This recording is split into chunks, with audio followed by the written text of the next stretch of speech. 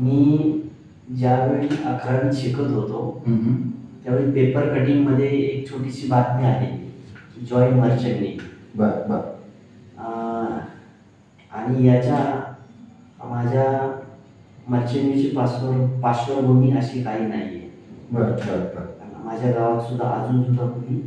त्यानंतर मी ते कात्रमध्ये जे ऍड्रेस होता जे यादव म्हणून कोल्हापूरचे होते त्यांच्याकडे आम्ही अप्रोच केला. त्यांनी आम्हाला पॉंडिचेरीमध्ये 3 महिन्याच्या ट्रेनिंगसाठी पाठवलेलं. त्यावेळी 3 महिन्याचं 2006 साली.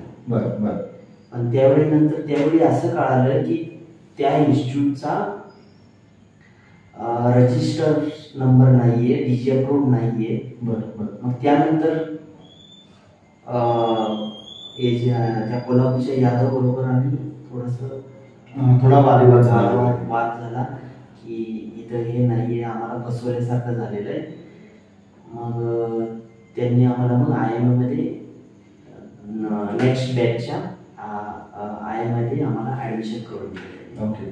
प्रामुख्यानं मर्चंट नेव्हीमध्ये 4 डिपार्टमेंट असतात. Solo department, galley department, engine department, deck department. तर सध्या मी एक इंजिन डिपार्टमेंट मध्ये ॲज 3rd इंजिनियर म्हणून काम करतोय. क्या बात है. ट्रेनिंग संपल्यानंतर जस्ट ट्रेनिंग संपणार होतं आणि आम्ही घरी जाणार होतो. त्यावेळी बऱ्याच अपेक्षा घेऊनच बसलेलो की हा आता आपल्याला चांगलं होईल, मोठे शिपवर जायला मिळेल. पण पुढं काहीतरी वेगळाच अनुभव होता.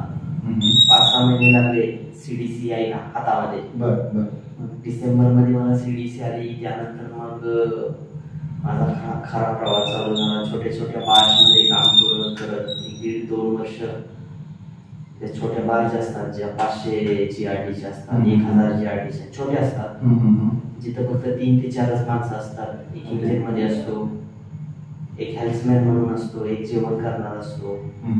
आम्ही 3-4 माणसं आम्ही असतो. आता या 16 वर्षात मेनली मी जुन्या शिपवरच काम केलेलं आहे. नवीन शिपवर क्वचित काम केलेलं आहे. ऑलमोस्ट सगळ्या शिप माझ्या जुन्या होते, त्यामुळं काम भरपूर असायचं. ड्युटी 24 आवर्स, कधी 12 तासाची, कधी 6 तासाची कंटिन्यू. आणि कधी जर काम कमी असेल तर मग 4-4 तासाच्या ड्युट्या असायच्या. पण जुन्या शिफ्टमध्ये काम जास्त असतंय, पण त्याचा फायदा एक होतो की त्यामध्ये शिकायला भरपूर बरंच काय मिळतं. मशिनरी खोलल्या जातात, त्यामुळे रिपेअरिंगची कामं येतात, त्यामुळे तिथून आपल्याला शिकायला मिळतं. ज्या गोष्टी शिकण्यासाठी आपल्याला वर्कशॉपमध्ये जावं लागतं किंवा ट्रेनिंग करायला लागते की बाबा इंजिन खोलल्यानंतर त्यामध्ये काय कसं काम होतं, त्या सगळ्या गोष्टी जुन्या शिपवर शिकायला मिळतात. जे रूममध्ये फोम एक्सटेन्शन वापरला जातो, कारण तो मोठ्या प्रमाणात असतोय आणि त्यामध्ये फोमचे पण दोन टाईप असतात. एक लो एक्सपान्शन फोम असतो आणि एक हाय एक्सपान्शन फोम असतोय. जो लो एक्सपान्शन फोम हा छोट्या एरियासाठी वापरला जातो, जसं की पंप रूम झाला, प्युरिफायर रूम झाला. आणि हाय एक्सपान्शन फोम हा ओव्हरऑल इंजिन रूम मध्ये जर मोठा फायर झाला ना, आउट ऑफ कंट्रोल झाला ना फायर, तर मग हाय एक्सपान्शन फोम वापरला जातो किंवा मग कार्बोर्ड मध्ये फोम वापरला जातो. मंडळी नमस्कार. मंडळी, माझं नाव रंजित आणि आपण पाहतात सावडी संवादाची हा आपला युट्यूब चॅनल. मंडळी, गेले कित्येक दिवस झाले आपण आपल्या याच युट्यूब पॉडकास्ट चॅनलच्या माध्यमातून आपल्यातील अनेक लोकांच्या मुलाखती घेतो. अर्थात बोलायचं काय तर आजपर्यंत आपण अनेक लोकांच्या मुलाखती तर घेतल्यातच, सोबत त्यांचे अनुभव देखील जोपासण्याचा प्रयत्न केला, बरोबर. मंडळी, गेली काही दिवस आधी मी स्वतः मर्चंट नेव्हीत जॉब करतो ह्या उद्देशाने तुम्हाला एक व्हिडिओ बनवून दिला होता. अगर तुम्हाला एका गोष्टीची माहिती सांगण्याचा प्रयत्न केला होता, बरोबर आहे. तर मंडळी, आज मी तुमच्यासाठी म्हणून स्पेशली आपल्यातली जी मुलं मर्चंट नेव्हीमध्ये शिकतात आहेत, अगर शिक्षण घेऊ पाहतात आहेत, अगर जॉब मिळवण्यासाठी आता बसलेले आहेत, अगर कुणाची स्वप्न आहेत की बाबा मला उद्या जाऊन कधी ना कधी मर्चंट नेव्ही जॉईन करायची, अशी बरीचशी मदत किंवा असे बरेचसे पालक आहेत की बाबा ज्यांना खरोखर वाटतं की बाबा माझ्या मुलाने उद्या जाऊन मर्चंट नेव्ही जॉईन करावी, मर्चंट नेव्हीमध्ये जावं. तर अशा तुमच्या संपूर्ण प्रश्नांची उत्तर देण्यासाठी मी म्हणून आज एका व्यक्तीला घेऊन आलोय. तर मंडळी, सगळ्यात पहिल्यांदा तुमच्या आणि आपल्या या युट्यूब पॉडकास्ट चॅनलच्या माध्यमातून मी तुमच्या सगळ्यांची ओळख करून देतो विशाल दादांची. विशाल सर, नमस्ते. नमस्कार विशाल सर, मला सगळ्यात पहिल्यांदा तुमचं संपूर्ण नाव सांगा. माझं पूर्ण नाव विशाल बाळकृष्ण महाडिक. बर बर. आणि तुम्ही राहता कुठे आणि कसं काय वगैरे? मी सध्या राहायला पुण्याला आहे, आळंदीला राहतो. बर बर. माझं मूळ गाव सांगली. अच्छा, सांगलीमध्ये कुठं सर?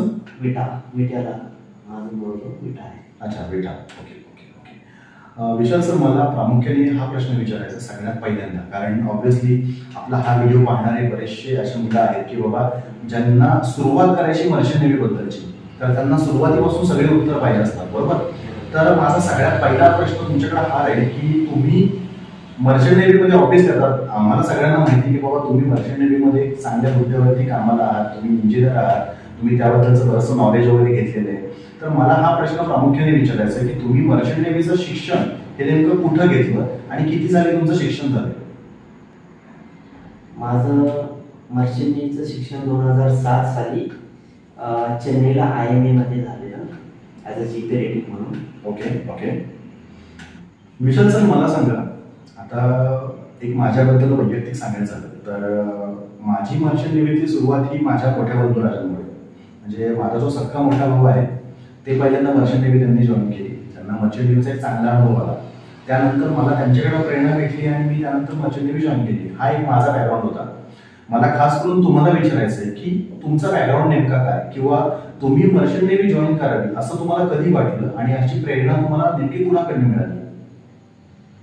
मी ज्यावेळी 11वीत शिकत होतो त्यावेळी पेपर कटिंग मध्ये एक छोटीशी बातमी आहे, जॉईन मर्चंट नेव्ही.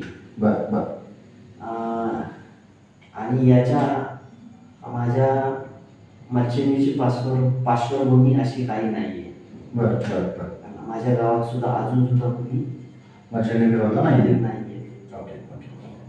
पेपरमध्ये वाचूनच मग मी मर्चंट नेव्ही जॉईन केली.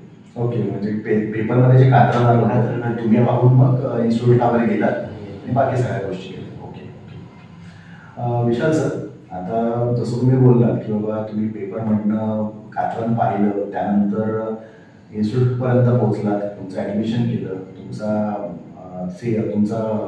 अकॅडमिकचा जो टायमिंग होता तुम्ही तो टायमिंग कम्प्लीट केला आणि त्यानंतर पुढे आला. तर मला थोडक्यात जराशी तुमचे ते अनुभव सांगाल का, किंवा त्या तुमच्या आठवणी सांगाल का?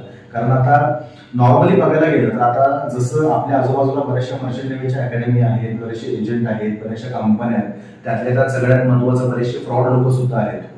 तर एखाद्या नवीन माणसाने जर समजा पुढे जायचं झालं तर त्याला आपल्यासारख्या कुणाच तरी गायडन्स लागणार, बरोबर? तर मला प्रामुख्याने तुमच्याकडनं हे जाणून घ्यायचं की कात्रज हातामध्ये मिळवलं याचा अर्थ मी लगेच मर्चंट नेव्ही जॉईन झालो असं नाही. तर तुमचा त्या म्हणजे तुम्ही ज्या वेळेस ते कात्रज पाहिलं पेपरचं, त्यानंतरचं पुढचं तुमचा एक हे कसा होता, रुटीन कसा होता, की बाबा तुम्ही त्या अकॅडमी पर्यंत कसा पोहोचला? त्यानंतर मी ते कात्रजमध्ये जे ऍड्रेस होता, जे यादव म्हणून कोल्हापूरचे होते, बरं बरं, त्यांच्याकडे आम्ही अप्रोच केला. त्यांनी आम्हाला पॉंडिचेरीमध्ये 3 महिन्याच्या ट्रेनिंगसाठी पाठवलेलं. त्यावेळी 3 महिन्याचं 2006 साली. बरं बरं. पण त्यावेळी असं कळालं की त्या इन्स्टिट्यूटचा रजिस्टर नंबर नाहीये, DG अप्रूव्ड नाहीये. बरं. मग त्यानंतर त्या कोल्हापूरच्या यादव बरोबर आम्ही थोडा वाद झाला की इथं हे नाहीये, आम्हाला फसवल्यासारखं झालेलं आहे. मग त्यांनी आम्हाला मग IMA मध्ये नेक्स्ट बॅचच्या IMA मध्ये आम्हाला ऍडमिशन करून दिलं. Okay okay okay. IMA चेन्नईचा फुल फॉर्म काय नेमका? International maritime academy. Okay okay. आणि सध्याच्या घडीला ही अकॅडमी वास्तव्यात आहे की कसं काय? हो, अजून आहे ती अकॅडमी. Okay okay. विशाल, जर जसं आता तुम्ही बोललात की तुमचा हा प्रवास खरोखर घडता झालाय, कारण ऑब्व्हियसली आता तुम्ही माझ्या जवळचे मित्र आहात, तुमचा बराचसा प्रवास मी माझ्या डोळ्यांनी बघितलेला आहे, माझा प्रवास तुम्ही बघितलेला आहे. ऑलमोस्ट बोलायचं काय तर आत्ताची मंडळी, आत्ताची जी परिस्थिती, जी आत्ताची आपण परिस्थिती बघतो, ज्यामध्ये आपल्याला असं वाटतं की बाबा मर्चंट नेव्हीचं आपल्या एरियामध्ये एखादं ऑफिस असतं किंवा एखादा एजन्सी वगैरे असते, आपण त्यांना जाऊन भेटतो, आपण आपला वेळ घालवतो, ते लोक त्यांचा वेळ तुम्हाला देतात, त्यानंतर तो मुलगा ऑफिसमध्ये येतो, त्यानंतर बाबा तो कुठल्या तरी ट्रेनिंगला जातो किंवा त्याचं कुठल्या तरी ठिकाणी प्लेसमेंट होतं. ही जी संपूर्ण प्रोसेस आहे, ही जोपर्यंत तो माणूस स्वतः अनुभवत नाही किंवा त्याच्यासोबत एखादा असा वाईट इन्सिडेंट घडत नाही, तोपर्यंत त्या माणसाला कळत नाही. बरोबर. विशाल सर, तुम्ही ज्या वेळेसला तुम्ही जसं बोललात की तुम्ही जीपी रेटिंगचं ट्रेनिंग घेतलं होतं 6 महिन्याचं इंटरनॅशनल मल्टीपल अकॅडमी या अकॅडमीमधनं, तर मला प्रामुख्याने हे जाणून घ्यायचं आहे की मर्चंट नेव्हीमध्ये जी मुलं कामं करतात, तर या मुलांचा ऑब्व्हियसली आता जसं मी देखील काम केलेलं आहे, तर मला हे जाणून घ्यायचं की मर्चंट नेव्हीमध्ये डिपार्टमेंट नेमके कुठले असतात आणि त्या व्यतिरिक्त तुम्ही सध्या कुठल्या डिपार्टमेंटला काम करताय? प्रामुख्यानं मर्चंट नेव्हीमध्ये 4 डिपार्टमेंट असतात. Solo department, galley department, okay, engine department, deck department. Okay. तर सध्या मी एक इंजिन डिपार्टमेंटमध्ये ॲज अ 3rd इंजिनियर म्हणून काम करतोय. क्या बात आहे, क्या बात आहे, क्या बात आहे. विशाल सर, मला हा प्रश्न तुम्हाला प्रामुख्याने विचारायचा आहे, तो म्हणजे ट्रेनिंग तुम्ही 6 महिन्याची कंप्लीट केलात. ट्रेनिंग केल्यानंतर ऑब्व्हियसली आता एक तो आपला काळ वेगळा होता की बाबा त्या काळामध्ये आपल्याला आपली संपूर्ण फाईल बनवावी लागायची, आपला बायोडाटा बनवायला लागायचा, आपल्याला ऑफिस जे मुंबईतले ऑफिसेस आहेत, ऑफिस नाही म्हणतात, ऑफिसेस आहेत, तिथे आपल्याला दक्षिणा म्हणतोय का म्हणतात त्याला, आपले फेरे चालू ठेवायला, खेटे चालू ठेवावं लागायची. त्यानंतर बाबा आपल्याला कुठल्या तरी कंपनीमध्ये जॉब भेटायचा. ही ती आपल्या काळची कंडिशन होती. बट मला तुमचा एक वैयक्तिक अनुभव हा जाणून घ्यायचा आहे की तुम्ही ज्या दिवशी तुमचं ट्रेनिंग कम्प्लीट केलं होतं, तुमची जी एक्झाम तुम्ही पासआउट केलं होतं, त्यावेळेसला एक तुमचा आनंद कसा होता आणि तुम्ही ज्या वेळेसला तुमच्या ट्रेनिंगचं जे शेवटचं आपण एक्झाम म्हणतो, त्या एक्झामला जातानाचा तुमचा एक जरासा अनुभव मला सांगा. ट्रेनिंग संपल्यानंतर जस्ट ट्रेनिंग संपणार होतं आणि आम्ही घरी जाणार होतो, त्यावेळी बऱ्याच अपेक्षा घेऊनच बसलेलो की हा आता आपलं चांगलं होईल, मोठे शिपवर जायला मिळेल. पण पुढं काहीतरी वेगळाच अनुभव होता. 5-6 महिने लागले CDC यायला हातामध्ये. डिसेंबरमध्ये मला CDC आली. त्यानंतर मग माझा खरा प्रवास चालू झाला. छोट्या छोट्या बार्जमध्ये काम करत 1-2 वर्ष त्या छोट्या बार्ज असतात, ज्या 500 GRTच्या असतात, 1000 GRTच्या छोट्या असतात, जिथं फक्त 3 ते 4च माणसं असतात. एक इंजिनमध्ये असतो, एक हेल्पमॅन म्हणून असतो, एक जेवण करणार असतो. आम्ही 3-4 माणसं आम्ही असतो. ओके. बार्जमध्ये. विशाल सर, प्रामुख्याने मला हे विचारायचं की ज्या काळामध्ये तुमचं ट्रेनिंग झालं, जसं तुम्ही बोललात की तुम्ही फर्स्ट टाइम शिपवरती गेलात, तर पहिल्यांदा म्हणजे जसं आपण म्हणतो की जसं तुम्ही आता मला तुमच्या गावाचं नाव सांगितलं, आपण NH4 पट्टावरची माणसं, सातारा चांगली बोलत. आपल्या गावांचा काही समुद्राचा लांबपर्यंत संबंध नाही. जोपर्यंत आपण गोव्याला जात नाही किंवा मुंबईला जात नाही, तोपर्यंत आपला आणि समुद्राचा काही संबंध येत नाही. त्यातल्या त्यात आपण समुद्रामध्ये कामाला जातो.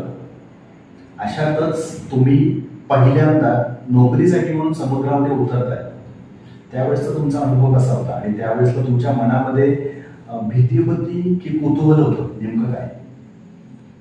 भीती होती, पण त्यापेक्षा जास्त कुतूहल होतं आणि एक एक्साइटमेंट होती की आता खऱ्या अर्थानं ज्या गोष्टीसाठी मी एवढं कष्ट केलेलं आहे, जीपी रेटिंग केलं आहे, एवढे पैसे खर्च केले, आईवडिलांनी जे मोठ्या कष्टानं जे की आईवडिलांच्या अपेक्षा आहे बाबा आता माझा मुलगा शिपवर निघालाय कामाला, जो आजपर्यंत म्हणजे कुणी तिकडं त्या क्षेत्रात गेलेलंच नाही, अशा क्षेत्रात मी तिथे गेलेलो होतो. विशाल सर, जसं आता आपण आपल्या भागामध्ये बघतोय, म्हणजे जसं आता आपण लँड जॉबमध्ये बघतोय की लँड जॉबमध्ये जसं आपण टाटा कंपनी झाली, टेल्को कंपनी झाली, आता बजाज वगैरे या मोठमोठ्या कंपन्या झाल्या, तर या कंपन्यांमध्ये काम करणारे जे वर्कर्स आहेत, जे लोक आहेत, तर त्यांचा एक ड्युटी टाइम ठरलेला असतो. जशा त्यांच्या 8-8 तासाच्या ड्युट्या ठरलेल्या असतात, ज्याला आपण first shift, second shift, third shift असं म्हणतो. तर तुम्ही ज्या वेळेसला शिपवरती नोकरीला गेलात त्यावेळेसला तुमचा वर्किंग पिरियड कसा होता आणि तुमचा जो एक डेली रुटीन म्हणतो आपण की बाबा सकाळचा नाश्ता, दुपारचं जेवण, संध्याकाळचं जेवण आणि त्या व्यतिरिक्त तुमचा ड्युटी टाइम, जरा याबद्दल आम्हाला थोडक्यात सांगाल का? आता या 16 वर्षात मेनली मी जुन्या शिपवरच काम केलेलं आहे, नवीन शिपवर क्वचित काम केलेलं आहे. बरं. ऑलमोस्ट सगळ्या शिप माझ्या जुन्या होते, त्यामुळं काम भरपूर असायचं. ड्युटी 24 आवर्स, कधी कधी 12 तासाची, कधी कधी 6 तासाची कंटिन्यू. ओके. आणि कधी जर काम कमी असेल तर मग 4-4 तासाच्या ड्युट्या असायच्या. Okay okay. पण जुन्या शिफ्टमध्ये काम जास्त असतंय, पण त्याचा फायदा एक होतो की त्यामध्ये शिकायला भरपूर बरंच काय मिळतं. मशिनरी खोलल्या जातात, त्यामुळे रिपेअरिंगची कामं येतात, त्यामुळे तिथून आपल्याला शिकायला मिळतं. ज्या गोष्टी शिकण्यासाठी आपल्याला वर्कशॉपमध्ये जावं लागतं किंवा ट्रेनिंग करायला लागते की बाबा इंजिन खोलल्यानंतर त्यामध्ये काय काय कसं कसं काम होतं, या सगळ्या गोष्टी जुन्या शिपवर शिकायला मिळतात. Okay okay. विशाल सर, जसं तुम्ही बोललात की तुम्ही मर्चंट नेव्हीमध्ये ॲज अ इंजिनियर म्हणून सध्या काम करताय, तर मला आणि आपले जे कोणी व्ह्युअर्स आहेत यांना प्रामुख्याने जाणून घ्यायचं आहे. जसं आता तुम्ही मगाशी सांगितलं की जहाजावरती 4 डिपार्टमेंट असतात, saloon rating, galley department, engine room आणि डेक साईड. तर आता जसं तुम्ही बोललात की बाबा तुम्ही इंजिन साईडला कामाला आहात, तर मला हे प्रामुख्याने जाणून घ्यायचं आहे की जहाजाची जी इंजिन साईड म्हणतो आपण किंवा इंजिनचा जो स्पेस आहे, तर इथं नेमक्या कुठकुठल्या मशिनरी असतात? ते मेन इंजिन, जो जहाजाचा जो महत्वाचं इंजिन असते, महत्वाची मशिनरी असते. जनरेटर असतात, प्युरिफायर असतात, कंप्रेसर असतात, पंप असतात, centrifugal pump, gear pump, screw pump. Okay. परत फ्रेश वॉटर जनरेटर असते, जे फ्रेश वॉटर जनरेटर जनरेट करतं सी वॉटर पासून. Okay okay okay. म्हणजे थोडक्यात काय तर जो कोणी व्यक्ती जहाजावरती काम करतो, जसं आता आपण आपल्या इथं आपल्याला तहान लागली तर आपण घरचं पाणी सोडून आपण बिस्लरीच्या बाटल्या घेतो, तसं न करता जहाजावरती समुद्राच्या पाण्यातनं शुद्ध पाणी म्हणजे पिण्याचं पाणी बनवलं जातं, तो असतो fresh water generator. Okay okay okay. त्याबद्दल मला माहिती आहे, तरी देखील आपले जे कोणी व्ह्युअर्स आहेत त्यांना माहिती नव्हतं. आणि खरोखर सांगतो, एका अर्थे आज तुमची मुलाखत म्हणजे आपले जे कोणी व्ह्युअर्स असतील, आपला हा व्हिडिओ पाहणारे लोक असतील, अगर ज्यांना कोणाला मर्चंट नेव्हीमध्ये जायचंय अशांसाठी आजचा हा व्हिडिओ माझ्या अंदाजे हा एक वरदान ठरणार आहे. ही खरी गोष्ट. कारण पहिली गोष्ट म्हणजे आतापर्यंत माझा तर एक हा अनुभव आहे की मराठीमध्ये मर्चंट नेव्ही बद्दलची व्यवस्थितपणे माहिती सांगणारा असा आतापर्यंत मी तरी कुठला व्हिडिओ पाहिलेला नाहीये. त्यातल्या त्यात ऑब्व्हियसली सावली संवादाचे म्हणलं तर हे आपलं पहिलं काम बनतं. बाबा आपण ज्या फील्डमध्ये काम केलंय त्या फील्डमधले आपले जे कोणी जाणकार व्यक्ती आहेत त्यांना लवकरात लवकर लोकांच्या समोर आणणे. कारण आत्ताचं आत्ताचे जे जग आहे ते धावतं जग आहे. एक तो आपला काळ होता की ज्या काळामध्ये बाबा आपले आई बाबा आपल्या भविष्याबद्दल विचार करताना 6 महिने 7 महिने वाट बघायचे, प्रत्येक गोष्टीचं बाबा आकलन करायचे व्यवस्थित, प्रत्येक पायरी चढत चढत पुढे जात होते. आत्ताचा काळ तसा नाही राहिलेला. आत्ताच्या मुलांना सगळं असं चटकीपट पाहिजे की बाबा आत्ता फोन केला तर आत्ता माणूस समोर पाहिजे. आत्ताच्या मुलांची ही कंडिशन. त्या हिशोबाने बाबा आपला हा जो व्हिडिओ आहे हा लोकांपर्यंत पोहोचतो हे एक ते चांगलं म्हणायचं नाही. चटकीपट यावरून एक गोष्ट आठवते. मी 2007 ला माझं ट्रेनिंग कम्प्लीट केलं, पण मला प्रॉपर एक स्ट्रगल 5 वर्ष मला स्ट्रगल करावी लागली. त्यावेळी मला कुठं एक चांगली कंपनी मिळाली. ओके. पण 2012 पर्यंत मी खूप स्ट्रगल केला. ओके. त्यानंतर मला एक चांगली कंपनी मिळाली. पण 5 वर्षाचा स्ट्रगल आहे, त्यामध्ये बऱ्याच गोष्टी खाली वर होत राहतात. त्यातल्या त्यात सगळ्यात महत्वाचं म्हणजे तेवढ्या 5 वर्षात तुम्हाला भरपूर गोष्टी शिकायला भेटल्या. कारण जसं आता एक आपलं थोड्या वेळ आधी बोलणं झालं होतं की तुम्ही सुरुवात ही जीपी रेटिंग मधनं केली, म्हणजे तुम्ही सुरुवात ॲज अ क्रू मध्ये केली होती. तिथून तुम्ही ट्रेनी वायपर झालात, ऑइलर झालात, पंपी झालात, त्यानंतर मग तुम्ही इंजिनियरची एक्झाम देऊन सध्याच्या घडी तुम्ही ॲज अ थर्ड इंजिनियर म्हणून काम करताय. तर हा जो तुमचा एक 16 वर्षाचा अनुभव आहे तो एका अर्थी मला असं म्हणावं लागेल की मी असू दे, माझे व्ह्युअर्स असू दे, अगर इतरत्र जे कोणी आपला हा व्हिडिओ पाहत असेल त्यांच्यासाठी ही एक मोलाचा एक ठेवा म्हणायचा, नाही का? विशाल सर, मला थोडंसं आहे ना बॉयलर बद्दल सांगाल का? ज्या इंजिन रूम मध्ये जो बॉयलर असतो त्याबद्दल थोडक्यात सांगाल का? बॉयलर हा मेनली स्टीम प्रोड्यूस करण्यासाठी वापरला जातो. बरं बरं. त्यामध्ये जर समजा आता सेलिंग मध्ये असेल जहाज, त्यावेळी मग तो exhaust boiler as a exhaust boiler आम्ही काम करतो त्यामध्ये.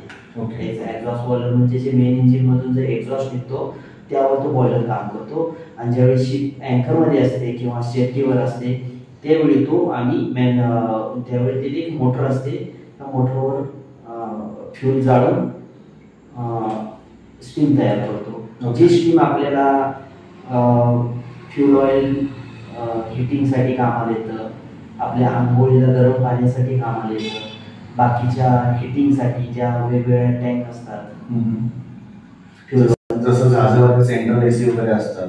बऱ्याच वेळेसला आता ऑब्व्हियसली तुम्ही काय आणि मी काय, आपण दोघं बऱ्याच वेळेसला कॅनडामध्ये देखील सेल केली आहे. त्या ठिकाणी जेव्हा मंडळी आपण आमचं जहाज एखाद्या ठिकाणी जात होतं, ऑब्व्हियसली तर आपण दोघं कधी एकत्र सेल नाही केलेली, बट वी आर सेलर्स. आमचं जहाज ज्या वेळेसला एखाद्या थंड प्रदेशामध्ये जात होतं त्यावेळेसला बाहेरचं तापमान जर -22 डिग्री असेल तर आतमध्ये तेवढं तापमान ठेवता येत नाही. त्यास खास करून त्यावेळेसला म्हणून बॉयलरचा वापर व्हायचा. जी स्टीम जी आपण म्हणतो, ही गरम वाफ जे म्हणतो आपण, जिथं आपल्याला घरामध्ये हिटर लावावा लागतो त्या ठिकाणी तिथं हिटर न लावता स्टीमचा वापर हा आपण ॲज अ सेंट्रल एसी म्हणून करता येतो आपल्याला. विशाल सर, जसं आता आपण बघतो की आपण एखाद्या पेट्रोल पंपावरती गेलोय किंवा एखाद्या शॉपिंग मॉलमध्ये वगैरे गेलोय तर आपल्याला तिथं खास करून सगळ्यांचं लक्ष वेधून घेणारी गोष्ट असते ती म्हणजे फायर एक्सटिंग्विशर. ऑब्व्हियसली एवढं मोठं जहाज म्हटल्यानंतर फायर एक्सटिंग्विशर हा असलाच पाहिजे. मला प्रामुख्याने हे विचारायचं आहे, माझा पहिला प्रश्न हा राहील की फायर एक्सटिंग्विशर किती प्रकारचे असतात, दुसरं म्हणजे इंजिन रूम मध्ये कुठल्या प्रकारचा फायर एक्सटिंग्विशर वापरला जातो? फायर एक्सटिंग्विशर CO2 असतो, फोम असतोय, कार्बन डायऑक्साईड CO2 झाला, फोम झाला. इलेक्ट्रिकल साठी CO2 वापरतात. फोम हा इंजिन रूम साठी वापरला जातो आणि पावडर असतो जो इलेक्ट्रिकल साठी वापरला जातो. DCP dry chemical powder. आणि मेनली इंजिन रूम मध्ये फोम एक्सटिंग्विशर वापरला जातो कारण तो मोठ्या प्रमाणात असतोय आणि त्यामध्ये फोमचे पण दोन टाईप असतात. एक लो एक्सपान्शन फोम असतोय आणि एक हाय एक्सपान्शन फोम असतोय. जो लो एक्सपान्शन फोम हा छोट्या एरियासाठी वापरला जातो, जसं की पंप रूम झाला, प्युरिफायर रूम झाला. आणि हाय एक्सपान्शन फोम हा ओव्हरऑल इंजिन रूम मध्ये जर मोठा फायर झाला ना, आउट ऑफ कंट्रोल झाला फायर, तर मग हाय एक्सपान्शन फोम वापरला जातो किंवा मग कार्बोर्ड मध्ये फोम वापरला जातो. Okay okay okay okay. Vishal sir, असा आता बोलायला नको, बट तुमच्या आयुष्यामध्ये तुम्ही आतापर्यंत जेवढ्या शिपवरती काम केलंय त्या शिपवरती तुमच्यासोबत असा एखादा इन्सिडेन्स घडलाय का की बाबा तुम्ही त्या जहाजावरती काम करताय आणि त्या जहाजावरती अचानक मध्ये आग लागली किंवा इमर्जन्सी काय सिच्युएशन आली, असा तुमचा कुठला अनुभव आम्हाला सांगता येईल तुम्हाला? असे बरेच अनुभव आहेत. फायरचा आहे, शिप कोलिजन आहे, अँकर ड्रॉप झालेला आहे. फायर मध्ये पण भरपूर झालेले आहेत, जसं की आता ब्रिजच्या पाठीमाग जो फनल असतोय त्यामध्ये एक दिवशी आग लागली आणि त्याची आग पसरत पसरत ब्रिज मध्ये आली. बरं. मग त्यावेळी आम्ही थोडस कॉन्शियस माइंडने आम्ही पूर्ण ते अंडर कंट्रोल करून आग विझवली. Okay okay okay. Vishal sir, जसं आता आपण बोलतोय की तुम्ही आतापर्यंत बरेचसे अनुभव घेतलेले आहेत, मग ते आग विझवायचे असू दे अगर पोल्युशनचे असू दे, तर मला प्रामुख्याने ही गोष्ट विचारायची, जसं आता आपल्यातले बरेचसे लोक आहेत की ज्यांनी pirates of the Caribbean movie बघितली आहे, आपल्या सगळ्यांची आवडती आणि सगळ्यांना वाईट वाटणारी मूव्ही म्हणजे टायटॅनिक, मुलाच्या वडिला मरतो वगैरे वगैरेच्या गोष्टी. तर मला प्रामुख्याने हे जाणून घ्यायचंय की जसं आता आपण बोलतोय फायर एक्सटिंग्विशर बद्दल, नॉर्मली आता मर्चंट नेव्हीमध्ये अगर जहाजावरती काम करणारा जो कोणी व्यक्ती, त्या प्रत्येकालाही फायर एक्सटिंग्विशरचं नॉलेज असतं, म्हणजे फायर फायटिंगचं नॉलेज तर असतंच, त्या व्यतिरिक्त त्याचे इतर ड्रिल केले जातात. तर मला प्रामुख्याने हे विचारायचं की जहाजावरती कुठल्या कुठल्या प्रकारचे ड्रिल केले जातात, करून घेतले जातात.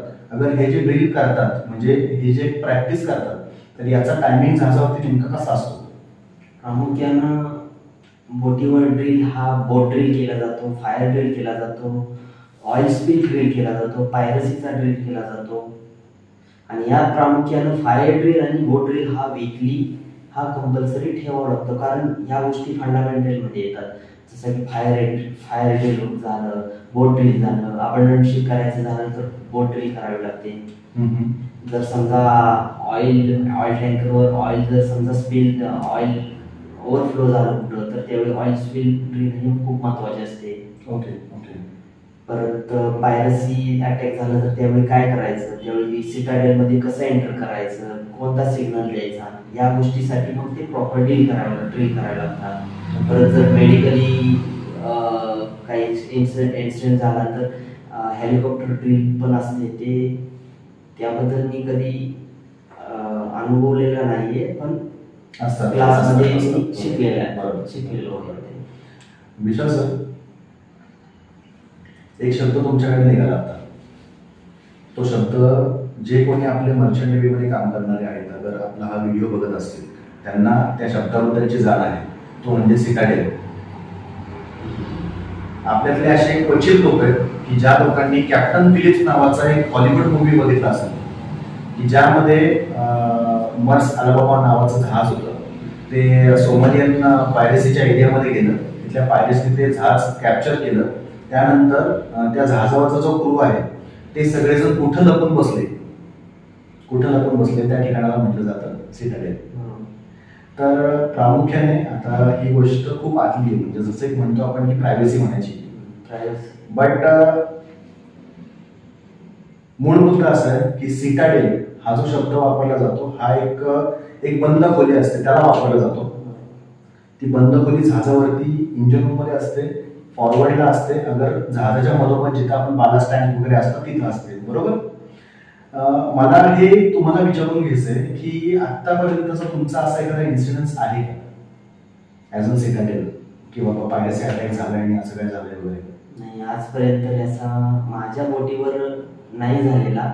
कारण युजली ज्यावेळी आता या 10 वर्षापासून 10 किंवा जास्त 15 वर्षापासून आर्म गार्ड ऑनबोर्ड असतात, त्यामुळं ते थोडंसं कमी झालेलं आहे. पण ज्या बोटीवर आर्म गार्ड नसतात त्या बोटीवर पायरसी होण्याचे चान्सेस जास्त असतात. आर्म गार्ड म्हणजे स्नायपर्स म्हणतात तुम्ही? स्नायपर्स, बरोबर. Okay okay.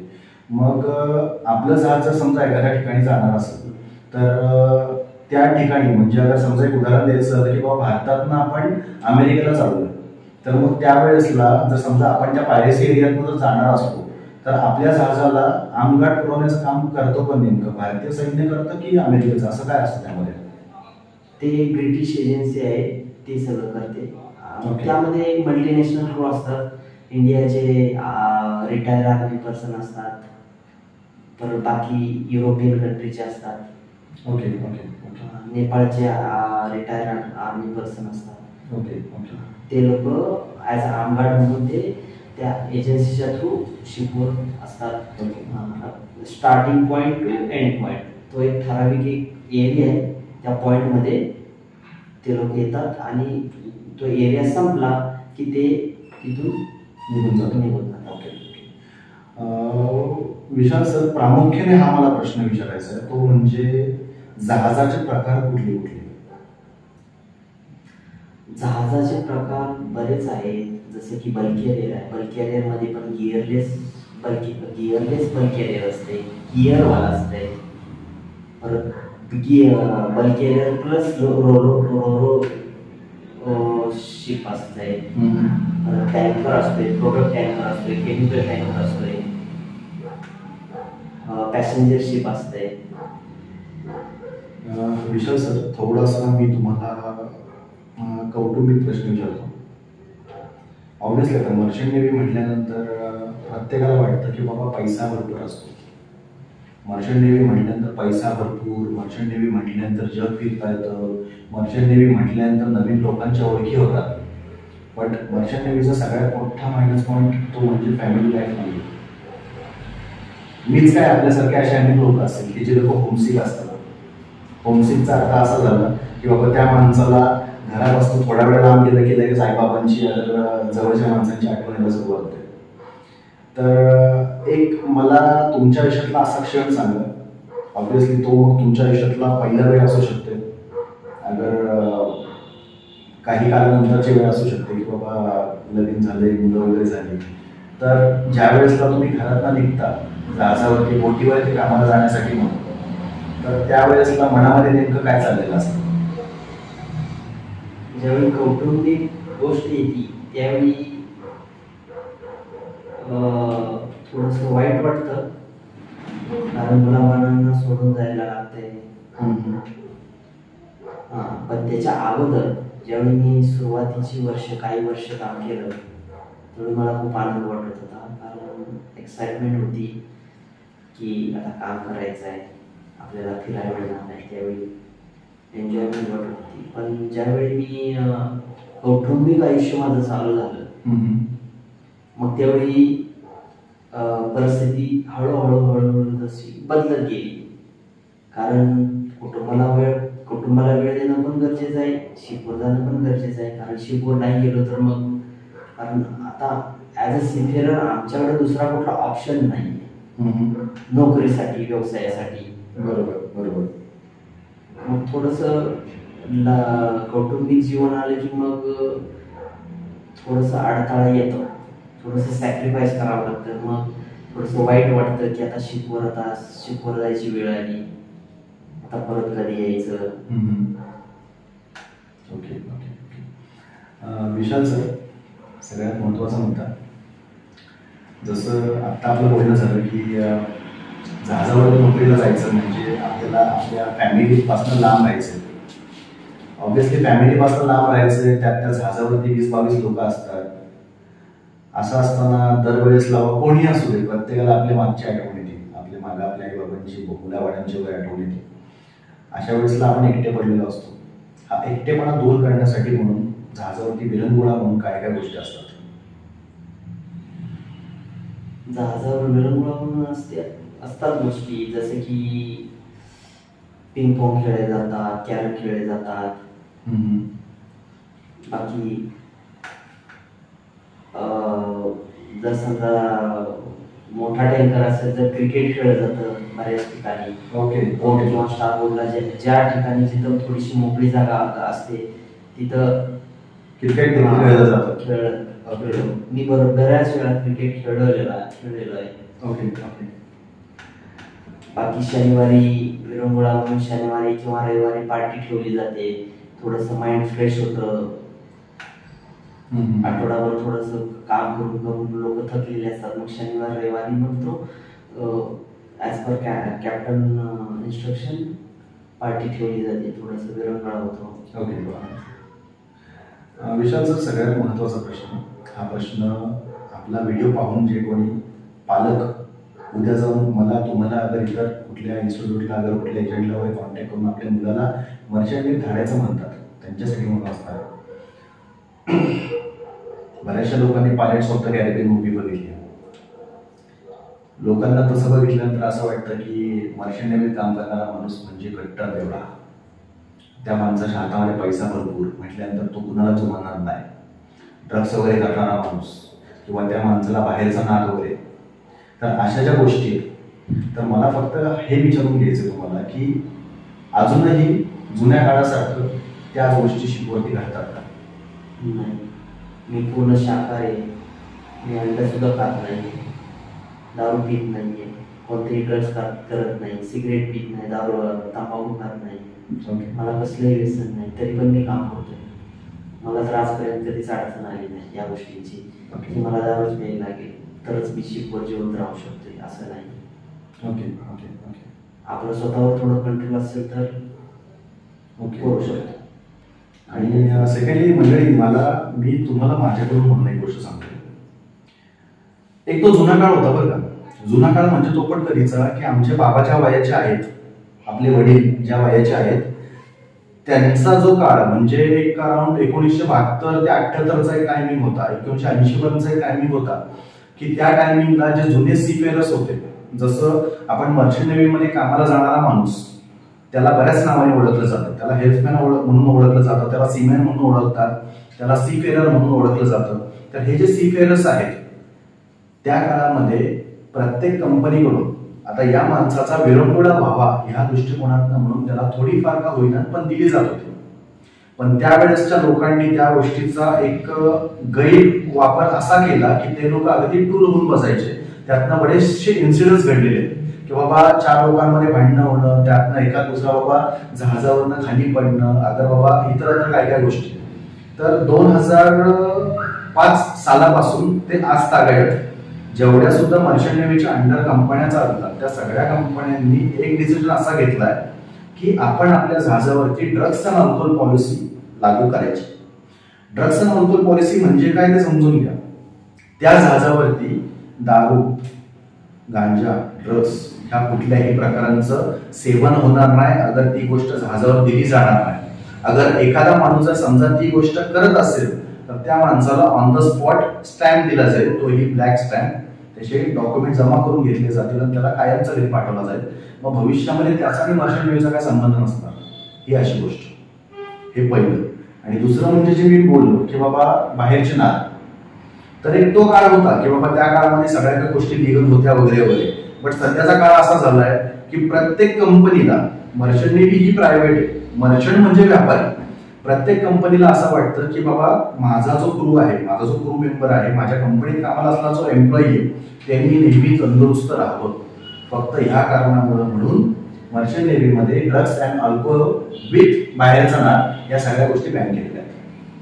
बरोबर विशाल सर, जसं तुम्ही मगाशी मला बोललात की जहाजावरती विरंगुळा काढण्यासाठी म्हणून सॅटर्डे संडे हे 2 दिवस जर कॅप्टन चांगला असेल तर त्याच्या हिशोबाने पार्टी वगैरे केली जाते. मला प्रामुख्याने हे विचारायचंय, एक तुमच्या माझ्या आवडीची गोष्ट ती म्हणजे जहाजावरती एखाद्या व्यक्तीचा बर्थडे सेलिब्रेट होतो का? अगर आपले जे आपण सनातन हिंदू तर आपल्याकडे काही जे सण असतात, मग ते रमजान ईद असू दे, अगर मग 15 ऑगस्ट 26 जानेवारी असू दे, अगर रामनवमी असू दे, तर हे सगळे सण जहाजावरती साजरे केले जातात का? साजरे केले जातात. न्यू इयर केला जातो, आपला दिवाळी सण साजरा केला जातो, माझा बर्थडे असेल तर साजरा केला जातो. हिंदू धर्माचे मेनली फक्त दिवाळी साजरा केलेले मी फक्त बघितलेले आहे. ओके. आणि न्यू इयर साजरा केला जातो. Okay okay okay okay. Vishal sir, आता जसं 16 वर्ष झालेत तुम्ही मर्चंट नेव्हीमध्ये कार्यरत आहात ॲज अन इंजिनियर म्हणून, तुमचे भविष्यामधले प्लॅनिंग काय काय आहेत? म्हणजे तुम्ही जहाजावर ॲज अन इंजिनियर म्हणून जॉब कराल की तुम्ही वेगळं काही करायच्या प्लॅनिंगमध्ये आहात? आता सध्या मी as a part time bunker surveyor म्हणून काम करतोय लंडनच्या ऑफिसला. Okay okay. इथं मुंबईला JNPTला. आणि हळूहळू लंडनच्या ऑफिसबरोबर कोलॅबोरेशन करून इथं भविष्यात इथंच स्वतःचं एक एजन्सी चालू करायचं प्लॅनिंग आहे. Okay okay okay. Vishal sir, सगळ्यात महत्त्वाचा प्रश्न ऑब्व्हियसली आता आपण आपली जी मुलाखत आहे याची ही आत्ताची जी तरुणाई जी म्हणतो आपण ही त्यांच्यासाठी म्हणून ठेवलेली आहे. तर आजच्या काळामध्ये एखादा तरुण मंडळी, एखादा तरुण व्यक्ती ज्याला बाबा मर्चंट नेव्ही जॉईन करायची, अशा माणसाला तुम्ही मर्चंट नेव्हीमध्ये कसं यावं, अगर यावं की नाही याबद्दल नेमका काय सल्ला द्याल? जिद्द, चिकाटी या गोष्टी अत्यंत गरजेच्या आहेत. ज्याच्यात जिद्द चिकाटी आहे, इच्छाशक्ती आहे की मला करायचं आहे. कारण मर्चंट नेव्हीमध्ये या गोष्टीची अत्यंत गरज आहे. Okay okay. नाहीतर तो माणूस नाही टिकू शकत. ओके. इच्छाशक्ती पाहिजे, हार्डवर्क केला पाहिजे त्याने, मेहनत भरपूर आहे, अडचणी भरपूर येणार. त्यामुळं फक्त फक्त एक टाइमपास म्हणून जर बघत असाल ॲज अ मर्चंट की हा मी काय वर्ष काम करेल, तर त्यांनी मर्चंट जॉईन करू नये, माझं स्पष्ट मत आहे. Okay. As a merchant navy, as a sea carrier म्हणून जगातला 95% व्यापार हा बोटीने केला जातो, समुद्रमार्गे केला जातो. बरोबर. जगामध्ये व्यापार करताना त्यामधला जो सगळ्यात महत्वाचा पार्ट आहे तो आहे आम्ही. बरोबर. As a sea carrier. बरोबर. त्यामुळे मला अभिमान आहे की मला एका प्रकारे जगाची सेवा करायला मिळते, पण त्यासाठी मग बाकीच्या गोष्टी सॅक्रिफाईस कराव्या लागतात. बरोबर. कुटुंब झालं, आता आपले मित्रमंडळी झाले, आपली जन्मभूमी झाली. बरोबर. खरोखर विशाल सर, तुम्ही आज आपल्या स्टुडिओवरती आलात, निवांत वेळ काढून सगळ्या गोष्टींबद्दल माहिती दिलात, त्याबद्दल खरोखर सगळ्यात पहिल्यांदा सावली संवादाचे हा आपला पॉडकास्ट याकडून तुमचं मनपूर्वक आभार. आणि मंडळी, एवढं बोलून मी आपला आजचा हा व्हिडिओ इथेच थांबवतो. धन्यवाद सर. धन्यवाद.